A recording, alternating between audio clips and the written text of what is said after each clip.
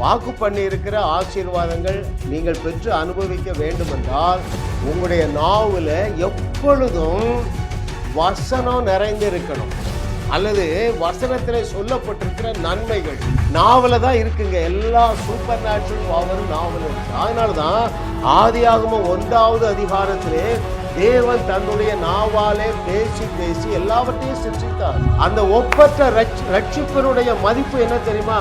நீ பேசினால் போதும், பிரச்சனை தீர்ந்துவிடும். நீ பேசினால் போதும், ஆபிரகாமுடைய ஆசீர்வாதங்களை அந்த நபர் பெற்றுக்கொள்வார்.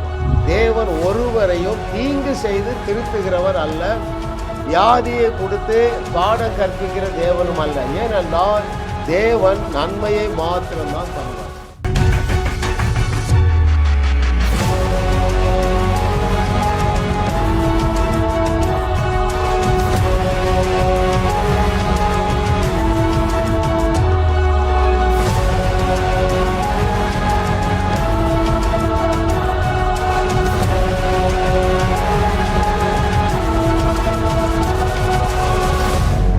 Since you are God's, always choose to be kind with everyone, right? As well as with God. Number 2, since you are God's, choose to be a movement leader. Thirdly, since you are God's, choose to be a world shaker. நீங்கள் உலகத்தை உலுக்குகிறவர்கள். ஏன்? நீங்கள் தேவர்களா இருக்கிறீர்கள் என்று சொன்னவர் யார் என்பதை நீங்கள் அதை அறிந்து கொள்ளுவீர்கள் என்றால், அதை மெடிடேட் பண்ணுவீர்கள் என்றால் மிகப்பெரிய ஆசீர்வாதங்களை சுதந்திரிப்பீர்கள். தேவன் நமக்கு கிருபையாக தந்த 175வது செய்தி, அவருடைய அனந்த ஞானம் 175, நாவில் நடனமாடும் நன்மைகள். வேதத்தில் ஏராளமான நன்மைகளை தேவன் எழுதி தந்திருக்கிறார். ஏராளமான வாக்குத்தத்தங்கள், ஏராளமான ஆசீர்வாதங்கள்.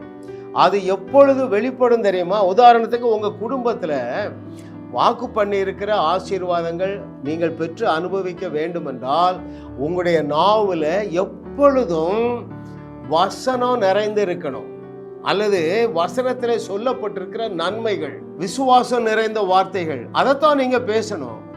எப்பொழுது அதை பேசுவீர்கள்? இருதயத்துக்குள்ள அந்த ஆசீர்வாதமான வார்த்தைகள் நிரப்பப்படும் பொழுது நீங்கள் அதை பேசுவீர்கள். நீங்கள் அதை பேசும் பொழுது பரலோகம் அந்த நன்மையினால் உங்க குடும்பத்தை நிறைக்கும் என்று கர்த்தர் சொல்லுகிறார். வசனத்துக்கு நாம போவோம் பாருங்களேன். நன்மையான எந்த ஈவும் எங்கிருந்து வருகின்றன, அது எப்படி வருகின்றன என்பதுதான் இன்றைய பாடம். எங்க இருந்து வருகின்றன என்று சொல்லி யாக்கோபு 1:17 நான் வாசிக்கிறேன். நன்மையான எந்த ஈவும் பூரணமான எந்த வரமும் பரத்திலிருந்து உண்டாகி ஜோதிகளின் பிதாவினிடத்திலிருந்து வருகிறது. அவரிடத்தில் யாதொரு மாறுதலும் யாதொரு வேற்றுமையின் நிழலும் இல்லை. அதாவது தேவன் ஒருவரையும் தீங்கு செய்து திருத்துகிறவர் அல்ல, வியாதியை கொடுத்து பாடம் கற்பிக்கிற தேவனும் அல்ல. ஏனென்றால் தேவன் நன்மையை மாத்திரம்தான் தருவார். சரிங்களா? அது எப்போ வந்து அடையும், அதைத்தான் நம்ம இன்னைக்கு பார்க்க போறோம். எப்பொழுது அந்த பரத்தில் இருந்து வருகிற பூரணமான ஆசீர்வாதம் ஒரு நபரை வந்து அடையும் என்றால், உன்னை போல என்னை போல ஒரு நபர் பேச வேண்டும். சரிங்களா? பேசாமல் பெற்றுக்கொள்ள முடியாதுங்க. ரொம்ப சிம்பிள். அதுதான் இன்னைக்கு நம்ம பார்க்க போறோம் பாருங்க. எப்படி வருகின்றது என்று சொல்லி ஞானியாகிய சாலமோன் இடத்துல கேட்போம். நீதிமொழிகள் 10வது அதிகாரம் 11வது வசனம். The book of Proverbs chapter 10 verse 11. நீதிமானுடைய வாய் ஜீவ ஊற்று. ரைட்? அப்படி என்றால் என்ன பொருள்? நீ வாயால ஆசீர்வதித்தா ஜீவன் வரும்பா. ரொம்ப சிம்பிளா நான் சொல்லி தந்துட்டேன்ல. நீ பேசாமல் ஆசீர்வாதம் வராது. அதுதான் நாவில் நடனமாடும் நன்மைகள். நாவல தான் இருக்குங்க. எல்லா சூப்பர் நேச்சுரல் பவரும் நாவல இருக்கு. அதனாலதான் ஆதியாகமம் 1வது அதிகாரத்திலே தேவன் தன்னுடைய நாவாலே பேசி பேசி எல்லாவற்றையும் சிருஷ்டித்தார். வெளிச்சம் உண்டாக கடவுது என்று சொன்னால் வெளிச்சம் வந்துட்டு, ஏன்? அவருடைய நாவிலே இருந்த ஆற்றலை வெளிப்படுத்த அவர் பேச வேண்டிய அவசியம் இருந்தது போல நீங்களும் மற்றவர்களுக்கு ஆசீர்வாதமான நபராக இருந்தாலும் நீங்கள் பேசாவிட்டால் பரலோகம் அந்த நன்மைகளை கட்டவிழ்க்காது. அதனாலதான் இயேசு சொன்னார், நீங்கள் எவைகளை கட்டவிழ்ப்பீர்களோ அவைகள் கட்டவிழ்க்கப்படும். முக்கியமான ட்ரூத் இல்ல? கர்த்தரை தெய்வமாக கொண்ட நாம் பாக்கியவான்கள். ஏனென்றால் நம்மையும் நம்முடைய குடும்பத்தையும் நம்முடைய தேசத்தையும் நம்முடைய உலகத்தையும் வாழ வைக்கக்கூடிய ஆற்றலினால் தேவன் நம்முடைய நாவை நிறைத்து வைத்திருக்கிறார். That is the greatness of the Zoe salvation. அந்த ஒப்பற்ற ரட்சிப்பினுடைய மதிப்பு என்ன தெரியுமா? நீ பேசினால் போதும், பிரச்சனை தீர்ந்து விடும். நீ பேசினால் போதும், ஆபிரகாமுடைய ஆசீர்வாதங்களை அந்த நபர் பெற்றுக்கொள்ளுவார். ஹல்லேலூயா. Thank you Lord for your goodness. இதை அறிஞ்சிருந்தாங்க பாருங்க. ரெபெக்காளுடைய சகோதரர்கள் எதனால ஈசாக்கு கோடீஸ்வரன் ஆனான் தெரியுமா? முக்கியமான காரணம், ரெபெக்காளை திருமணத்திற்கு அனுப்பும் பொழுது அவருடைய சகோதரர் சொல்றான், என் சகோதரியே நீ கோடா கோடியாய் பெருகுவாயாக என்று பேசின பொழுது அந்த ஜீவன் பாய்ந்து சென்று அந்த ஈசாக்கு பஞ்ச காலத்துல விதைச்சாலும் 100 மடங்கு விளைச்சல். அந்நிய தேசத்து ராஜா பொறாமைப்படுகிற அளவுக்கு ஈசாக்கை தேவனால் உயர்த்த முடிந்தது. காரணம், ஒரு செட் ஆஃப் பீப்புள் ஆசீர்வாதத்தை அவங்க மேல கூறினாங்க. சகோதரியே நீ கோடா கோடியாய் நடந்தது என்ன? ஈசாக்கு ஐஸ்வர்யவனான, அதோடு நின்று போகவில்லை. வர வர விருத்தி அடைந்தான், அதோடு நின்று போகவில்லை. மகா பெரியவனாகி அமலேக்கிய ராஜா ஈசாக்கை பார்த்து பொறாமைப்படுறாங்க. ஹல்லேலூயா. ஐயா, இப்படி சொல்லுவதற்கு நீங்கள் எழும்புங்கள். Rise to the occasion. தொடர்ந்து பார்ப்போம் பாருங்க, இன்னும் நீங்கள் அதை புரிந்து கொள்வீர்கள். ஈசாக்கு எத்தனாகிய பாருங்க, ஈசாக்க அவன் மச்சனம் மாறலாம், இன்லாஸ் பிரதர் இன்லாஸ் எல்லாம் கோடீஸ்வரன் ஆகிட்டான். இந்த ஈசாக்கு அவனுடைய குமாரனாகிய எத்தனாகிய யாக்கோபை எப்படி அந்த ஆசீர்வாதத்தை கட்டவிழ்க்காம பாருங்க. அவன் நாவுல எந்த அளவு நன்மைகள் நடனமாடிற்று. வாசிக்கட்டுமா உங்களுக்கு? அங்கே ஆதியாகமம் 28வது அதிகாரம் 3 மற்றும் 4வது வசனங்கள். The book of Genesis chapter 28 verses 3 and 4 I shall read for you. எத்தன் சகோதரனை எத்து விட்டு உயிர் தப்ப ஓடும் பொழுது ஜீவ ஊற்றை எப்படி திறக்கம் பாருங்க. அங்கே 28:3 சர்வ வல்லமையுள்ள தேவன் உன்னை ஆசீர்வதித்து நீ பல ஜனக்கூட்டமாகும்படி உன்னை பலுகவும் பெருகவும் பண்ணி தேவன் ஆபிரகாமுக்கு கொடுத்ததும் நீ பரதேசியாய் தங்குறதுமான தேசத்தை சுதந்தரித்து கொள்ளும்படி ஆபிரகாமுக்கு அருளிய ஆசீர்வாதத்தை உனக்கும் உன் சந்ததிக்கும் அருளுவாராக என்று சொல்லி ஈசாக்கை தப்பி ஓடும்படியாக அனுப்பிவிட்டான். இப்படிப்பட்ட ஆசீர்வாதமான நன்மைகள் நிறைந்த வசனங்களினால் உங்கள் நாவு நடனமாடுகிறதா அல்லது சாபத்தை பேசுகிறதா? ரைட், எதை வேணாலும் நீங்க கட்டவிழ்க்கலாம். நீங்கள் எவைகளை கட்டவிழ்ப்பீர்களோ அவைகள் கட்டவிழ்க்கப்படும், எவைகளை கட்டுவீர்களோ அவைகள் கட்டப்படும் இந்த பூமியில என்று சொன்னவர் மனுஷன் அல்ல, தேவகுமாரனாகிய இயேசு கிறிஸ்து. எனக்கு மிகவும் பிரியமான தேவர்களே, இப்படி உங்க நாவல எப்பொழுதும் ஆசீர்வாதமான வார்த்தைகள் நடனமாடிக்கொண்டே இருக்கணுங்க. என்கிட்ட கேட்பாங்க, ஐயா நாங்க ஒரு வீடு வாங்கணும்யா. நான் உடனே நாவல எப்பொழுதும் ஆசீர்வாத வார்த்தைகள் நடனமாடிக்கொண்டே இருக்கு பாருங்க. உடனே சொல்லிடுவேன், சிஸ்டர் அடுத்த வருஷம் இதே நாளில் நீங்கள் உங்கள் சொந்த வீட்டில் குடியிருப்பீர்கள், அது நீங்க இஎம்ஐ இல்லாம அந்த வீடு உங்களுக்கு சொந்தமாகும் என்று சொல்லுவது ஜீவ ஊற்றை திறந்து விடுவதாகும். கூப்பிடுவாங்க, பிரதர் என் மகளுக்கு 35 வயசு ஆச்சு பிரதர், இதுவரைக்கும் 100 மாப்பிள்ளை பார்த்துட்டோம். நான் என்ன சொல்ல மாட்டேன், உங்க மகளுக்கு சீக்கிரத்துல என்கேஜ்மெண்ட் ஆயிரும் அப்படி சொல்றது இல்லை. உங்கள் மகளுக்கு திருமணமாகி அடுத்த ஆண்டு இதே ஆண்டுல இதே நாளில அவளுடைய கையில டேவிட் இருப்பான் என்று சொல்லுகிறாங்க. ஐயா, இதை விட பெரிய வார்த்தை சொல்றான். ஈசாக்கு யாருக்கு சொல்றான்? எத்தனுக்கு சொல்றாங்க. எவ்வளவு, அவனு பேரே எத்தன், டிசீவர், வஞ்சகன். அவனை ஆதியாகம புஸ்தகத்துல ஒரு தகப்பனாலே இப்படிப்பட்ட பெரிய வார்த்தைகளை சொல்லி ஆசீர்வதிக்க முடியுமானால் 21வது நூற்றாண்டிலே வாழுகிற அருமையான தேவர்களே, இதை விட பெரிய வார்த்தையை கண்டுபிடிங்க. வேதத்திலிருந்து கண்டுபிடிங்க, வேதத்துக்கு வெளியே வேண்டாம். ஒருத்தருக்கு வேலை இல்லாம இருந்தார், பிரதர், நான் அந்த கம்பெனியில் எத்தனை வருஷம் வேலை பார்த்தேன், கடைசியில் அங்கே லே ஆஃப் வந்து என்னை வீட்டுக்கு அனுப்பிட்டாங்க. சத்தியத்தை சரியாக அறிந்தவர்கள் என்ன சொல்வார் தெரியுமா? தங்களுடைய நாவிலே நன்மைகள் நடனமாடுகின்றன என்கிற சத்தியத்தை அறிந்தவர்கள் என்ன சொல்லுவான் தெரியுமா? பிரதர், நீங்கள் அந்த கம்பெனியில் 20 வருஷம் வேலை பார்த்துருக்கீங்க, அந்த கம்பெனி உங்களுக்கு சொந்தமாகிறது என்று கர்த்தர் சொல்லுகிறார் என்று சொல்லுவது தாங்க ஜீவ தண்ணீரை திறந்து விடுவது. நீங்கள் சொல்லாததுனாலே அநேகர் வாழாமல் இருக்கிறார்கள். ஒரு சகோதரன், பிரதர், எங்கள் தம்பிக்கு இத்தனை மாப்பிள்ளைய இத்தனை பொண்ணு பார்த்தனா சொன்ன 90 நாள் அவனுக்கு கல்யாணம் ஆயிருந்தேன். சொன்னபடியே ஆகும் என்று சொன்னீரையா. என் பிள்ளைகள் எல்லாம், ஆண்டவரே நீ சொன்னபடியே ஆகும் என்று சொன்னீரையா, அந்த வார்த்தை இவர்களுக்கு மாம்சமாகட்டும். அப்படின்னா என்ன அர்த்தம்? அந்த மார்க் 11:23 உங்களுக்கு வெளிச்சமாகட்டும்னு அர்த்தம். பாருங்கள், எத்தனை இந்த ஈசாக்கு இப்படி ஆசீர்வாதிக்க, எப்பா நீ பெரிய ஜாதி ஆயிடுவா, பூமி தாங்க முடியாத அளவுக்கு ஆசீர்வாதத்தை பேசுறா. இதை பரலோகம் எப்படி கன்ஃபார்ம் பண்ணுது பாருங்க.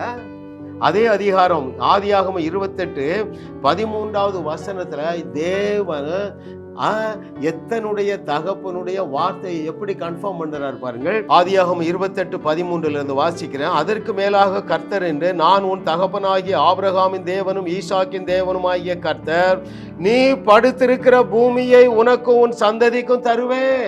ஐயா, இதை எல்லாத்தையும் நான் மனசுல வச்சுட்டு தான் ஜனங்களை ஆசீர்வதிக்கிறேன். என்ன ஆசீர்வதிக்கிறேன்? நீ கம்பெனியில வேலை பார்க்கிற அல்லது ஒரு ஆபீஸ்ல வேலை பார்க்கிற, கால் வச்சுட்டு அந்த ஆபீஸ்ல 5 வருஷம் கால் வைக்கிறான்.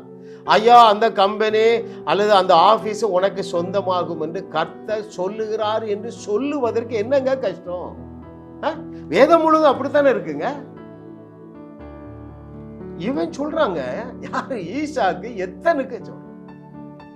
தேவன் எப்படி அதை கன்ஃபார்ம் பண்றாரு பாருங்க. நீ படுத்திருக்கிற பூமியை உனக்கு தருவேன், நீ எப்படி பெருகுவா, பூமியின் தூளை போல இருப்பாய், மேற்கையும் கிழக்கையும் வடக்கையும் தெற்கையும் பரம்புவாய், உனக்குள்ளும் உன் சந்ததிக்குள்ளும் பூமியின் வம்சங்கள் எல்லாம் ஆசீர்வதிக்கப்படும். யாருங்க அவன்?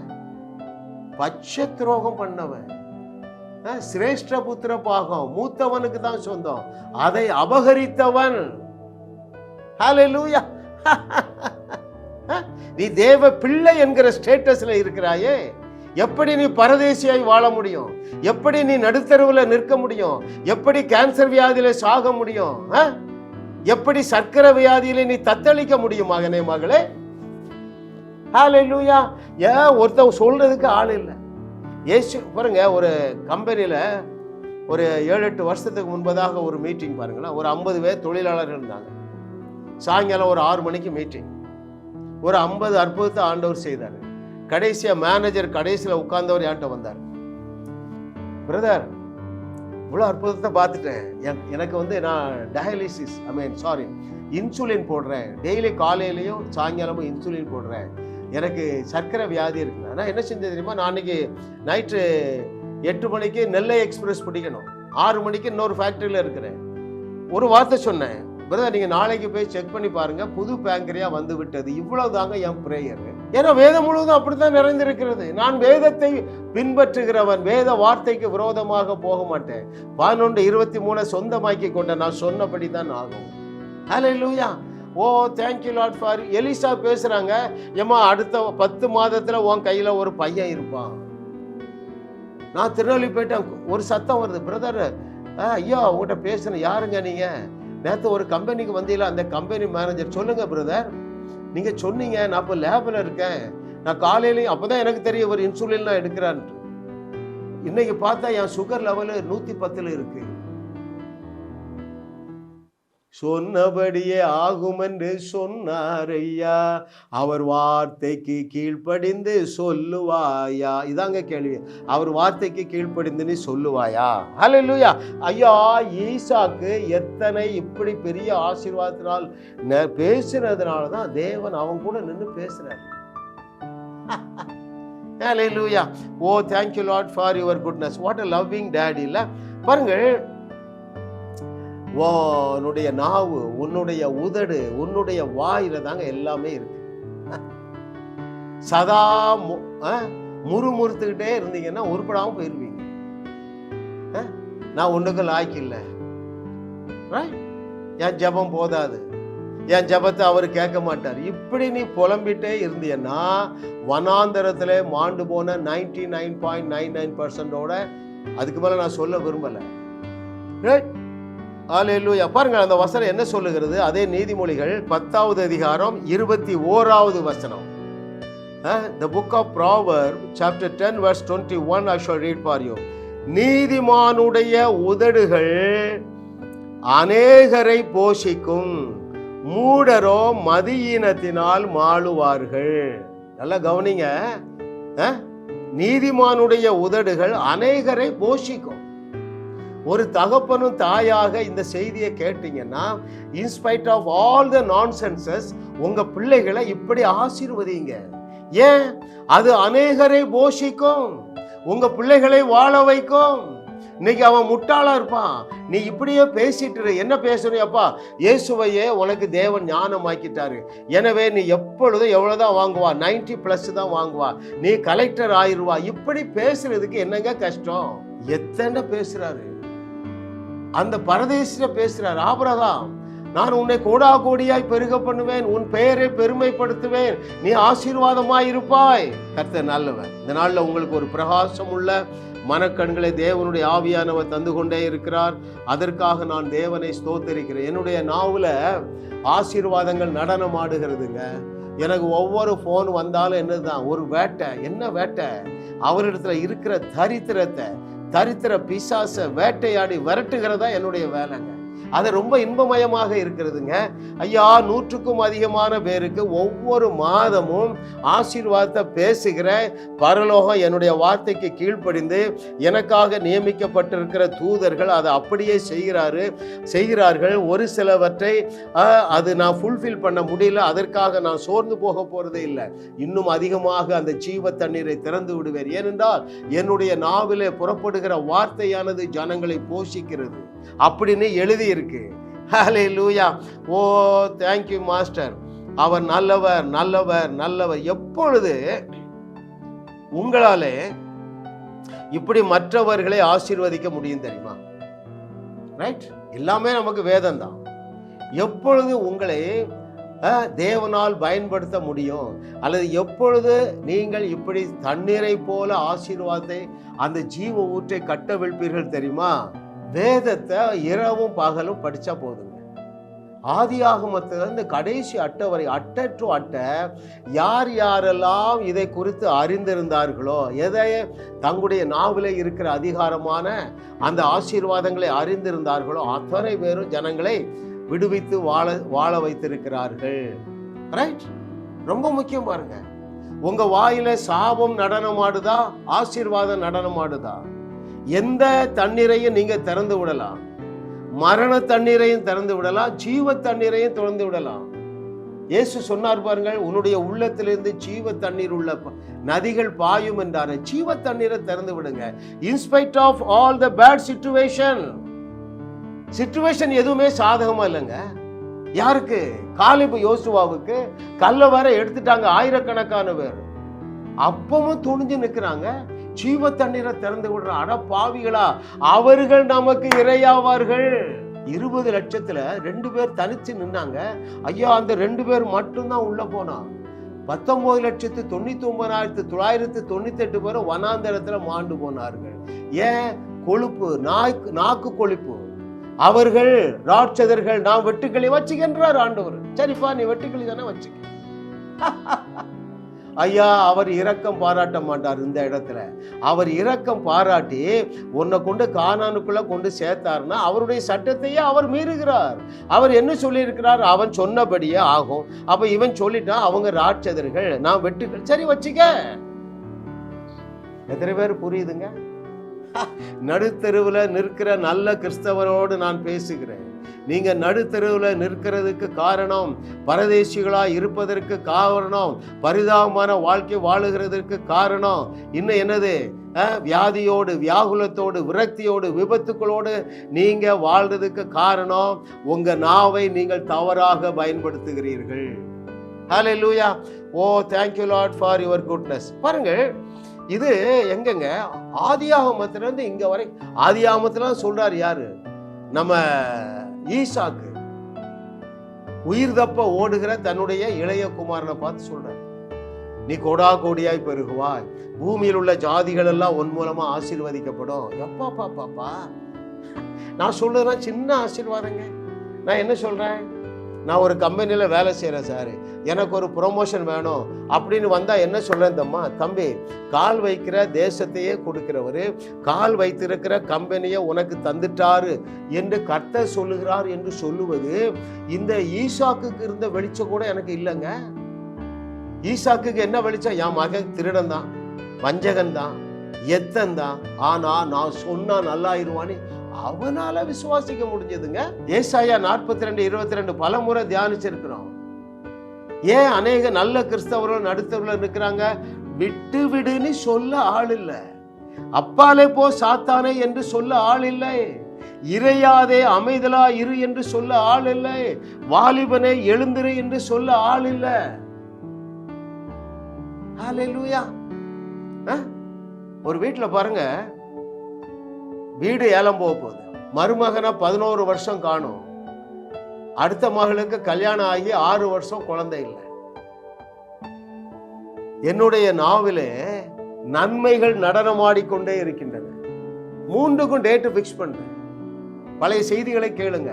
30 நாள்ல உங்க கடன் பிரச்சனை தீரும். 11, 10, 12 வருஷம் கோர்ட்டுக்கு வீட்டுக்கு அலையிறாங்க. ஐயா 15 நாட்கள்ல கடன் தீர்ந்து விட்டது, ஏன் நன்மையை நான் பேசினேன். உங்க மகளுக்கு அடுத்த வருஷம் இதே நாள்ல டேவிட் கையில இருப்பான், நான் சொன்னபடியே பரலோகம் அந்த மகளுக்கு ஒரு ஆண் குழந்தையை கொடுத்தது. உங்கள் மருமகன் 90 நாள்ல வந்துருவான். ஐயா 85 நாள்ல வந்துட்டான்ப்பா. எல்லாம் பிப்ளிக்கல், எல்லாமே பிப்ளிக்கல். சரி, யாக்கோபை மட்டும் இவன் திருட்டு பைய, மூத்தவனுடைய ஆஸ்தியை அபகரிச்சுட்டா, நான் இவனை இப்படி ஆசீர்வதிக்க முடியாது என்று குற்ற உணர்வுல அந்த ஈசாக்கு இருந்தாலும் அந்த வார்த்தை சொல்லி ஆசீர்வதிச்சிருப்பான. யோசித்து பாருங்க ஐயா. அப்படி நீ ஜனங்களை ஆசீர்வதிக்க வேண்டும் என்பதற்காகத்தான இந்த செய்திகளை நீ கேட்டுக்கொண்டு இருக்கிறாய். இஸ்ரவேல் ஜனங்களுக்கு ஆசீர்வாதம் வேணுங்க. தேவன் நேரடியாக கொடுத்தல, யாரையோ ஒருவர் வச்சு பேச சொல்றாரு. எப்பா பேசுங்கப்பா, பேசினாதான் பரலோகத்தின் பலகணிகள் திறக்கப்படும். சமாரியாவில் பஞ்சங்க, எந்த அளவு பஞ்சம்னு உங்களுக்கு தெரியும். எப்படி நம்ம சாவ போறப்பா, இன்னொரு 10 நாள் கழிச்சு சாவுவோம், உன் குழந்தைய இன்னைக்கு அறுத்து சாப்பிடுவோம், என் குழந்தைய நாளைக்கு அறுத்து சாப்பிடுவோம்னு முடிவு பண்ணிட்டாங்க.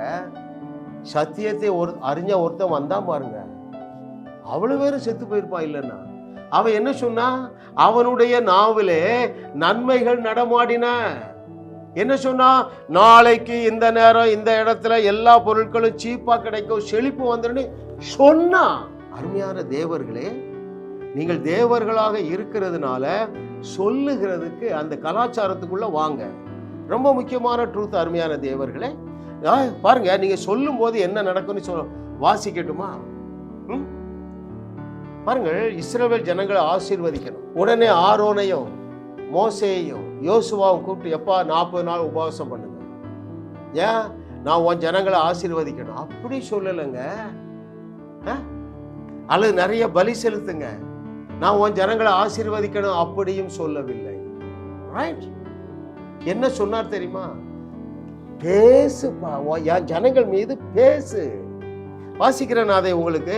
எண்ணாகமும் 6வது அதிகாரம் 23வது வசனத்திலிருந்து, நீ ஆரோனோடும் அவன் குமாரனோடும் சொல்ல வேண்டியது என்னவென்றால், நீங்கள் இஸ்ரவேல் புத்திரரை ஆசீர்வதிக்கும் போது அவர்களை பார்த்து சொல்ல வேண்டியது. இன்னும் என்ன சொல்லுகிறார்? எண்ணாகமும் 6வது அதிகாரம் என்ன சொல்லணும்னு சொல்றாரு பாரு. 24வது வசனத்துல, கர்த்தர் உன்னை ஆசீர்வதித்து உன்னை காக்க கடவர், கர்த்தர் தம்முடைய முகத்தை உன்மேல் பிரகாசிக்க பண்ணி உன்மேல் கிருபையாய் இருக்க கடவர், கர்த்தர் தம்முடைய முகத்தை உன்மேல் பிரசன்னமாக்கி உனக்கு சமாதானம் கட்டளையிட கடுவர், இவ்விதமாய் அவர்கள் என் நாமத்தை இஸ்ரவேல் புத்திரர் மேல் கூற கடவர்கள், அப்பொழுது நான் அவர்களை ஆசீர்வதிப்பேன். எப்பொழுது ஆசீர்வதிப்பார்? நான் சொன்ன பாருங்க, அந்த சகோதரி பேரு ரெபேக்காள், பழைய பேரு லட்சுமி, போரூர். 3 ஆசீர்வாதத்தை கூறினேன், ஜெபிக்கல. ஆண்டவரே எப்படியாவது இந்த வீடை காப்பாத்துங்க ஆண்டவரே. இந்த சகோதரி 1 லட்சம் ரூபாய் கடன் வாங்கிட்டாங்க, அவங்கள மன்னிச்சிருங்க ஆண்டவரே.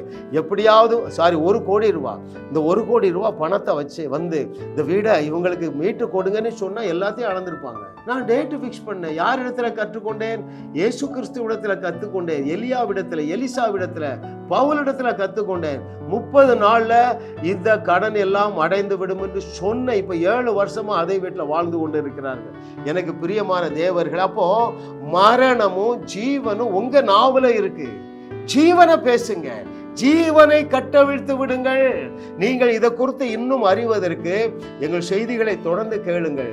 ஜாஸ் மினிஸ்ட்ரீஸ், அதை நீங்க சப்ஸ்கிரைப் பண்ணுங்க, நோட்டிபிகேஷன் வரும். நீங்கள் சாதாரண வாழ்க்கை வாழுகிற நிலையில் இருந்து ஒரு அசாதாரணமான வாழ்க்கை வாழ்ந்து தேவனுடைய இருதயத்திற்கு ஏற்றவன் என்று பெயர் பெறுவீர்கள். ஜாஸ் மினிஸ்ட்ரீஸ் செய்திகள் மூலமாக நீங்கள் ஆசீர்வதிக்கப்பட்டிருக்கிறீர்கள். நீங்கள் இந்த ஊழியத்தோடு கைகோர்க்கும்படியாக உங்களை அழைக்கிறோம். நீங்கள் காணிக்கை விதைக்கக்கூடிய நல்ல நிலமாக ஜாஸ் மினிஸ்ட்ரீஸ் இருக்கிறது. விசுவாசத்தோடு உற்சாகமாக பெருக விதையுங்கள். தேவன் உங்களை 1000 மடங்கு பெருக செய்வார். வாரந்தோறும் சென்னை முகப்பேரில் நடைபெறும் கிங்ஸ் அண்ட் குயின்ஸ் அசெம்பிளி ஞாயிறு ஆராதனைக்கு அன்புடன் அழைக்கிறோம். சத்தியத்தை சரியாக அறிந்து வெற்றி வாழ்க்கை வாழுவீர்கள். சென்னையில் உள்ள உங்கள் நண்பர்கள், உறவினர்களையும் 3 மாதங்கள் தொடர்ந்து வரும்படியாக உற்சாகப்படுத்துங்கள். முற்றிலும் ஜெயமான வாழ்க்கை வாழுவார்கள். உங்களையும் வாழ வைத்து உங்கள் மூலம் உலகத்தையும் வாழ வைக்கவே தேவன் எங்களை கிருபையாக அழைத்துள்ளார். விடுதலை பெறவும் சுகத்தை அனுபவிக்கவும் தொலைபேசியில் எங்களோடு தொடர்பு கொள்ளுங்கள். ஜாஸ் மினிஸ்ட்ரீஸ் யூடியூப் சேனலில் தொடர்ந்து செய்திகளை கேளுங்கள், சப்ஸ்கிரைப் செய்யுங்கள், வீடியோக்களை லைக் செய்து பலரோடும் பகிர்ந்து கொள்ளுங்கள். அவர்களும் ஆசீர்வதிக்கப்படட்டும்.